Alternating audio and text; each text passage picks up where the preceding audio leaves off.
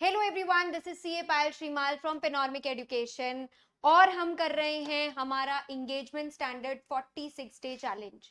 आज है उसका डे 19 और आज का हमारा टॉपिक फंडामेंटल स्टैंडर्ड सीरीज 700 में है SA 701। SA 701 exam point of view से बड़ा की स्टैंडर्ड है।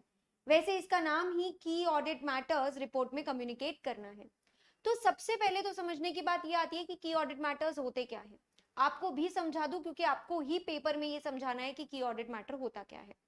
देखिए, पूरी ऑडिट के दौरान ऑडिटर की जजमेंट लगातार चालू रहती है और उसमें कुछ मुद्दे उसे भयंकर सिग्निफिकेंट लगते हैं, जिसमें उसे मेहनत भी ज्यादा लगी होती है।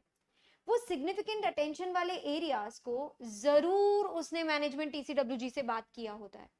सो वो मुद्दे जो ऑडिटर की जजमेंट में बहुत खास थे, and these are selected from auditors communication with TCWG. अब ड्यूरिंग ऑडिट तो वो टीसीडब्ल्यूजी के साथ हजारों बातें करता है। ऐसे 265 में ही हमने ताजा ताजा देखा था कि वो क्या क्या बातें कर लेता है। Significant matters, significant findings, plan scope timing, content of the report, उन सब मुद्दों में से जो बातें उसको बहुत खास लग रही हैं। अब देखो, कंटेंट जब वेरी होता है ना, 705 वाला, उसके अलावा वाले मुद्दे की ऑडिट मैटर में डालिएगा। तो की ऑडिट मैटर में वो 100 बातें अगर आपने टीसीडब्ल्यूजी से की है तो कुछ 10-12 पते की बात सिलेक्ट होगी, वो आपको कम्युनिकेट करनी रहेगी। क्यों करते हैं हम इसे कम्युनिकेट? पर्पस ये है कि देखिए, मेरी रिपोर्ट की कम्युनिकेटिव वैल्यू बढ़ जाए, मेरी रिपोर्ट ज्यादा ट्रांसपेरेंट हो, ज्यादा अच्छे से लोगों को समझ में आए कि क्या क्या सिग्निफिकेंट मुद्दे हुए थे। अब ये आंसर आपको ज्यादा अच्छे से कब समझ आएगा? जब किस किस मुद्दों को हम की ऑडिट मैटर बनाते हैं, आप वो समझ लो। यानी मोस्ट इंपॉर्टेंट आंसर आपका रहेगा इस पूरे स्टैंडर्ड में से, किस किस को मैं की ऑडिट मैटर मानती हूँ। की ऑडिट मैटर का आंसर बनेगा सिग्निफिकेंट क्यूब। 3 सिग्निफिकेंट चीजों को खास करके आप रिपोर्ट में डालेंगे। एक, जो जो भी 5 सिग्निफिकेंट रिस्क्स होते हैं आपके, यानी complex item, related party, fraud, unusual, आपका एस्टिमेट्स, कोई भी चेंजेस, ये सारी सिग्निफिकेंट मुद्दे जो आप रिपोर्ट करते हैं वो जरूर इधर आएगा। सेकेंड, जहां जहां मैनेजमेंट ने जजमेंट ली है वहां वहां ऑडिटर जजमेंट लेगा कि क्या एस्टिमेशन ठीक तो है, कहीं एस्टिमेशन अनसर्टेनिटी बहुत ज्यादा तो नहीं। तो 315 आ गया, 540 आ गया, और इसके अलावा कोई साल भर में हुए हुए सिग्निफिकेंट मुद्दे, जैसे जब कोविड आया था तब सबकी रिपोर्ट के अंदर Covid was one of the events covered in की ऑडिट मैटर। अब की ऑडिट मैटर पहचान लिया आपने, ये 3 मुद्दे होते हैं, तो देख लीजिए आपको पर्पस में भी ये सेम सेकंड पॉइंट दिख जाएगा कि कहाँ कहाँ ऑडिटर ने जजमेंट लिए, कहाँ कहाँ मैनेजमेंट ने जजमेंट लिए, ज्यादा अच्छे से यूजर को समझ आती है। लेकिन याद रखिए, 701 एक अलग सा पैरा है और ये रिपोर्ट को मॉडिफाई नहीं करता। मतलब आप 700 में ही हो, रिपोर्ट आपकी चेंज नहीं हुई है, क्योंकि की ऑडिट मैटर ऑलरेडी 700 की रिपोर्ट के फॉर्मेट के अंदर इंक्लूडेड होता है। खास बात ध्यान रखिए, एफएस के डिस्क्लोजर का सब्सटीट्यूट नहीं होता ये। जो बातें एफएस में आनी चाहिए थी वो एफएस में ही आनी चाहिए। मेरे को मैनेजमेंट ये नहीं बोल सकती कि तुम तुम्हारी रिपोर्ट में डाल लिए ना, एक ही बात है। एक बात नहीं है। जिस जिस मुद्दे पे मॉडिफिकेशन 705 का होना चाहिए था, ओपिनियन पैरा और बेसिस ऑफ ओपिनियन पैरा जहां चेंज होना चाहिए, वो हम 705 में पढ़ेंगे। वो कभी भी की ऑडिट मैटर का हिस्सा नहीं बन सकता। मुर्गा पैरा, जब सर के ऊपर मटेरियल अनसर्टेनिटी टंग रही है कि क्या पता एंटिटी का गोइंग कंसर्न भी रहेगा कि नहीं रहेगा, उसके लिए मुर्गा पैरा है ना, वो बिल्कुल भी 701 में नहीं आएगा।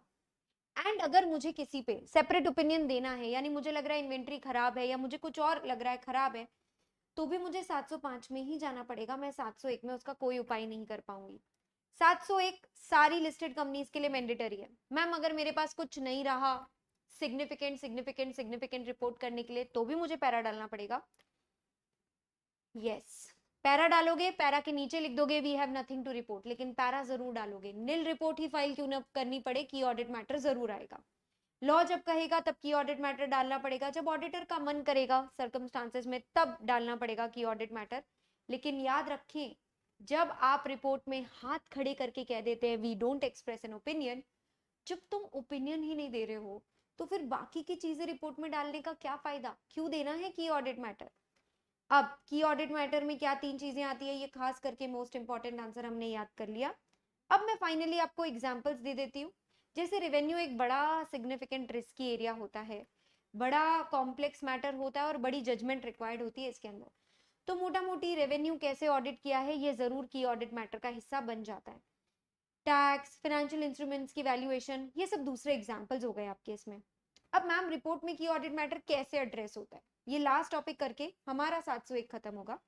एक सेपरेट हेडिंग डालनी रहेगी आपको, की ऑडिट मैटर। ये मैंने रिपोर्ट का एक स्क्रीनशॉट यहाँ पे डाला है। सबसे पहले इंट्रोडक्टरी भाषा में आप मीनिंग समझाते हैं कि की ऑडिट मैटर होता क्या है, क्योंकि यूजर को क्या है ना, पता ही नहीं है कि ऑडिट मैटर क्या है। हम और आप तो रिपोर्टिंग सीख रहे हैं, हम और आप तो ऑडिटर हैं, इसके लिए हम लोगों को ये आ जाएगा, पर एक लेमैन को, एक नॉर्मल पब्लिक को कैसे पता चलेगा? इसलिए हमको रिपोर्ट में लिखना पड़ेगा कि ऑडिट मैटर्स वो मुद्दे होते हैं जो ऑडिटर की जजमेंट में मोस्ट सिग्निफिकेंट थे फाइनेंशियल स्टेटमेंट्स की ऑडिट में।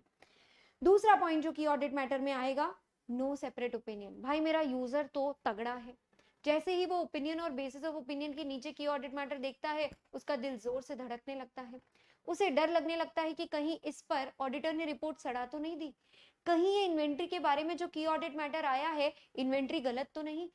तो मुझे क्लियर करना पड़ेगा कि भैया जो ऑडिट हमने एफएस की करी है वो एफएस एज अ होल की करी है, और इस की ऑडिट मैटर के बारे में हमारा कोई सेपरेट ओपिनियन नहीं है।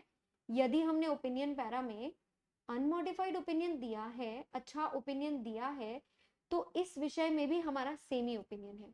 अगर हमें ओपिनियन सड़ाना ही होगा तो हम कौन से पैरा में सड़ाएंगे? ओपिनियन पैरा और बेसिस ऑफ ओपिनियन पैरा में सड़ाएंगे।